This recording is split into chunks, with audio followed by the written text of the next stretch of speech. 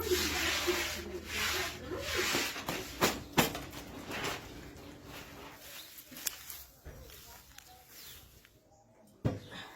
Morning friends, কেমন আছো সবাই? আশা করি ভালো আছো। একটা উঠান আমার লিপা হয়ে যায়।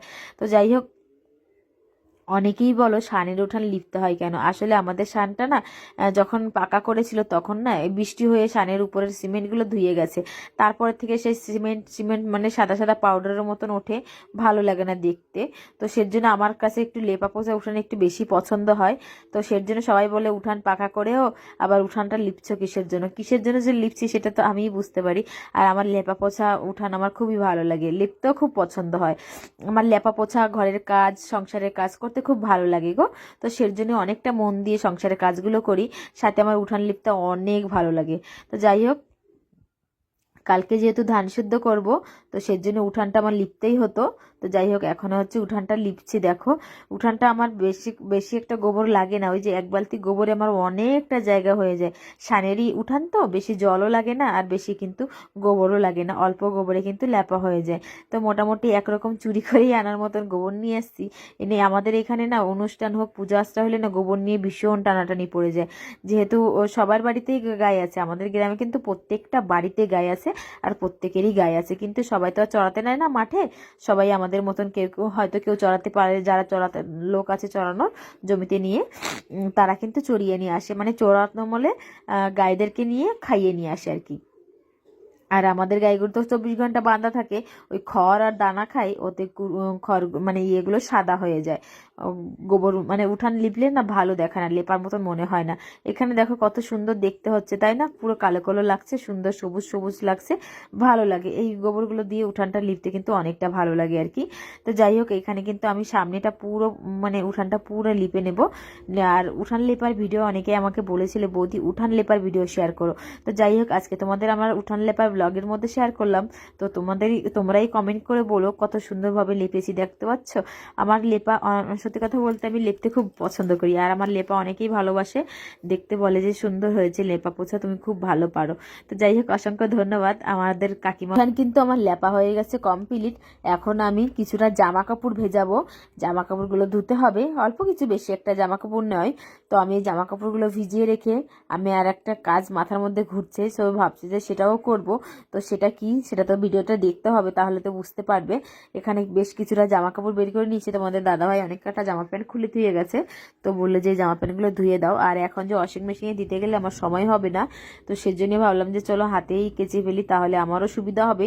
আর অনেকক্ষণ ভিজিয়ে রাখতে হবে, তো ভিজিয়ে রেখে চলো একটা জায়গায় যাওয়া যাক। সেই জায়গায় কোথায় যাচ্ছি তোমরা দেখতে থাকো, বুঝতে পারবে। একটা জিনিস মনে পড়লো, তো ভাবলাম যে চলো ওই যে জামা কাপড় অর্ধেক কাচছি আর অর্ধেক কাচা হয়নি, চলো করে কাঠ নিয়ে এসে গরম জল করব। গ্যাস ঘুরিয়ে তো গরম জল করে স্নান করা যায় না, আর আজকে ভাবছি কাঠের জালেই রান্না করব। তো ওইখানে দেখো কত শুকনা কাঠ আছে, এই সব শুকনা কাঠগুলো নেব, নিয়ে এখন কয়টা নিয়ে যাই আগুন ধরাবো। প্রচুর কাঠ আছে আমাদের বাড়িতে, প্রচুর কাঠ আছে। তো চলো কাঠগুলো ভেঙে নিয়ে আসি, ভেঙে নিয়ে গরম জল করব।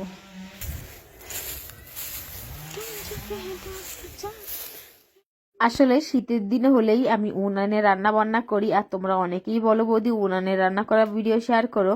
তো যাই হোক, দুটো কাজ একসাথে হয়ে যাবে। আমি এখানে কিন্তু বেশ আমাদের বাড়ি অনেক কাঠ আছে, যেহেতু আমি বাড়ির প্রায় এত জঙ্গলগুলো পরিষ্কার করি, পরিষ্কার করে কিন্তু এখানেই ফেলে রাখি। তো সেগুলো কিন্তু শুকিয়ে যায়, সেগুলো কাঠ জ্বালানোর সুন্দর কাঠ হয়ে যায়। তো এখানে আমি কিছুটা গাছগাছালি লাগিয়েছিলাম, বরবটি গাছ, শশা গাছ। তো সেসব গাছগুলো নিয়ে আমি মানে যে ঝালগুলো থাকে না গাছের ডাল, তো ডালগুলো দিয়েছিলাম, সেই ডালগুলো কিন্তু সুন্দর শুকিয়ে গেছে। তাছাড়াও বাড়ি জঙ্গল পরিষ্কার করেছিলাম যখন, তখন বাড়ি যত কাঠ মানে কাঁচা গাছগুলো কেটেছিলাম, সব গাছগুলো কিন্তু ওই যে পেছনে দেখতে পাচ্ছ ওই ঝোপড়ার মধ্যে সব ঝাঁপ দেওয়া আছে। এগুলো হচ্ছে এই শীতের কদিনে কাজে লেগে যাবে। শীতের কদিন তো প্রায় তো উনানে রান্নার চেষ্টা করব, কিছু দিনের বেলা না হলেও রাতের বেলা তো রান্না করবোই। আগুন পোষাতে পোষাতে রান্না বাড়া কিন্তু কমপ্লিট হয়ে যাবে। তো সের জন্য এইখানে কিছুটা মৌ গাছের ডাল ছিল, তো সেই ডালগুলো আমি এখন দেখো জঙ্গল হয়ে গেছে, এই জায়গাটা তো সেই নিচে অনেকগুলো গাছ মানে ডাল ছিল। তো ভাবলাম যে চলো এই কাঠগুলো ভেঙে নিই, আমার হচ্ছে জল গরম হয়ে যাবে। আর আজকে হচ্ছে কারেন্ট ছিল না, তো জল গরম ইন্ডাকশনে আর বসাতে পারলাম না, আর গ্যাস পুড়িয়ে পুড়িয়ে এত লোকের জল গরম করতে গেলে অনেকটা পরিমাণে গ্যাস পুড়িয়ে, তো সেজন্য ভাবলাম যে শীতের দিন দেখো গরম জল না হলেও স্নান করা যায় না, তো সেজন্য গরম জলে স্নান করার জন্য ভাবলাম যে চলো এক কাজে দু কাজ হয়ে যাবে, আমার রান্নাও হয়ে যাবে, গরম জলও হয়ে যাবে। আমি যতক্ষণ কাজটা থাকবো ততক্ষণে আমার কিন্তু গরম জল হয়ে যাবে। তো যাই হোক, বেশ কিছুটা কাজ আমি কিন্তু সুন্দর করে ভেঙে চুঙে নিয়ে এখন চলো রান্নার কাছে যাওয়া যাক। সেখানে গিয়ে উনানটা আমি জ্বালিয়ে তারপরে কিন্তু আমি হচ্ছে জামা কাপড় কাছাকাছি করবো। তোমরা তো তখন দেখেছিলে কিছুটা জামা কাপড় ভিজিয়ে আমি কাচতে শুরু করে দিয়েছিলাম। কাচতে কাচতে হঠাৎ করে মনে হলো যে কারেন্ট তো নেই, আর এত ঠান্ডা জলে, আর আমার ভয়েসটা এখন বুঝতে পারছো ভীষণ ঠান্ডা লেগেছে, দম ছাড়তে পারছি না ঠান্ডায়, আমার বেশ কিছুদিন হয়েছে ঠান্ডা মানে ছাড়াচ্ছে না। তো সের জন্যই আমি হচ্ছে গরম জল করে স্নান করব। আমাকে আমাকে ডাক্তারও বলেছে যে গরম জল বেশি করে মানে গরম জলে স্নান করতে, গরম জল খেতে। তো অতিরিক্ত ঠান্ডা লেগে গেছে, তো সেজন্য গরম জল করছি। আমি না হলে বেশিরভাগে আমি গরম জলে স্নান করি না, আমি বেশিরভাগই ঠান্ডা জলে স্নান করি, কিন্তু এখন শরীর সাথ দিচ্ছে না বলে গরম জলে স্নান করতে হবে। তারপরে ভাবলাম যে গরম জল তো হবে, তো ভালো হাঁড়িটা একদম এখানে এক হাঁড়ি গরম জল করে নিয়ে তারপরে ভাতের জলও বসিয়ে দেবো। তারপরে আমি স্নান করব, পুজো দেবো, তার মধ্যে আমার ভাতের জল গরম হয়ে যাবে, ভাতও কিন্তু রান্না প্রায় হয়ে যাবে। এখানে দেখতে পাচ্ছ আমি জামা কাপড় আদাদি কাঁচা ধুয়ে চলে গেছিলাম, তো সেটাই তোমাদের সাথে দেখালাম আর কি। তো এই যে দেখো কিছুটা জামা কাপড় কেচে ধুয়ে গেছি, আর কিছুটা বাকি ছিল সেগুলো কাচতে এসেছি। আর ওই সাইডে কিন্তু আমি উনানটাই জ্বালিয়ে দিয়ে এসেছি, ওখানে আস্তে আস্তে গরম জল হতে থাকুক, আমি এবার স্নান করব। স্নান করে পুজো দিয়ে আবার রান্না বান্নার কাজ আছে। তো যাই হোক, কিছুটা জামা কাপড় অর্ধেক কাঁচা ছিল, সেগুলো আবার একটুখানি কেচে নিচ্ছি। কেচে দিয়ে স্নান করতে করতে, আর আজকে এত পরিমাণে লেট হয়ে গেছে, এই সমস্ত কাজ করতে করতে অনেকটা বেলা হয়ে গেছে। তোমাদের সামনে তো বলেছি 9:30টার সময় থেকে ব্লগটা শুরু করেছি, এখন প্রায় 11টার মতন বাজে। তো অত বড়টা উঠান লিপে পুছে তারপরে এতগুলো কাঠ ভেঙে চুরে, তাছাড়াও সবসময় তো ব্লগে সবকিছু হয় না, মিষ্টিকে স্কুলে পাঠানো থেকে শুরু করে অনেক কিছু কাজ করেছিলাম। তো যাই হোক, এখন হচ্ছে স্নান করব। স্নানটা করতে পারলে মনে হচ্ছে সব থেকে বড় কাজ হচ্ছে স্নান করা। তো স্নানটা করলেই তারপরে কিন্তু অনেকটা কাজ এগিয়ে যায়। তারপরে স্নান করে পুজো করে তারপরে কিন্তু রান্নার কাছে আসবো। সকাল থেকে যদি বলে কি খেয়েছি, কিছুই খাইনি, শুধু কাজই করছি। আসলে সকালবেলার টাইমটা না বেশি একটা খাওয়া দাওয়া আমাদের বাড়িতে হয় না, ওই টুকটাক হালকা পাতলা চায়ের সাথে চা বিস্কুট খেয়ে একবেলা আমাদেরকে কেটে যায় আর কি। আসলে এখন শীতের সময় তো সময়ই হয় না যে কি সকালবেলা কিছু বানিয়ে খাওয়ার সময়ই হয় না, তো সেজন্য খাওয়া হয় না আর কি। তো যাই হোক, এখানে হচ্ছে দেখো জামা কাপড়গুলো আমার কাঁচা প্রায় হয়ে গেছে। আর তারপরে খিদেও পেয়েছে, এত জোর খিদে পেয়েছিল কি বলবো, পুজো না দিতে কিছু খেতেও পাচ্ছিলাম না। আর এখানে আমি কাজের এত চাপ ছিল যে কিছু একটা উঠে খাবো সে সময়ও হচ্ছিল না। তো যাই হোক, পরে একটা কিছু খেয়ে নেবো। এখন হচ্ছে যে কিছুটা জামা কাপড় বাচ্চা কাচ্চাটা তোমাদের দাদাবাড়িটা ছেড়ে দিয়ে গেছে, অনেকটা জামা কাপড় ছিল গো। আর উঠান লেপা পোছা করেছি, তো ভীষণ মাথার মধ্যে টাস টাস টাস টাস করছিল। তো যাই হোক, এখন চলো স্নানটা সেরে নিয়ে আসি, সেরে তোমাদের সামনে দেখা হচ্ছে।